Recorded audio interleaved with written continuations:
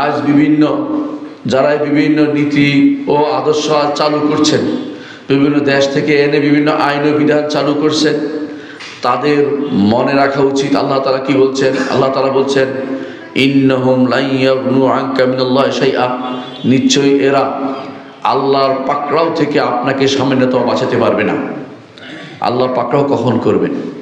যখন আল্লাহর বিধানের বিরুদ্ধে যাবে তখনই তো আল্লাহ পাকড়াও করবেন।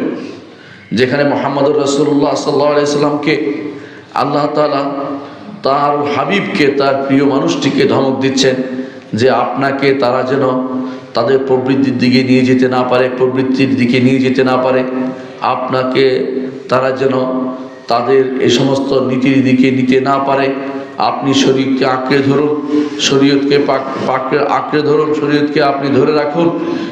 এরা আপনার কোনো উপকার করতে পারবে না। যখন শরিয়া বিরোধী চললে আল্লাহর আযাব এবং গজব যখন হবে, তখন আপনাকে তারা কোনো উপকার করতে পারবে না। আল্লাহর আযাব এবং গজব থেকে তারা বাঁচাতে পারবে না, দুনিয়াতেও না আখিরাতেও না। আল্লাহর শরীয়তের বিরুদ্ধে চললে কি হবে? আল্লাহ তাআলা বলছেন যে পাকড়াও হবে, আল্লাহর পক্ষ থেকে তাদেরকে বিভিন্নভাবে শাস্তি দেওয়া হবে।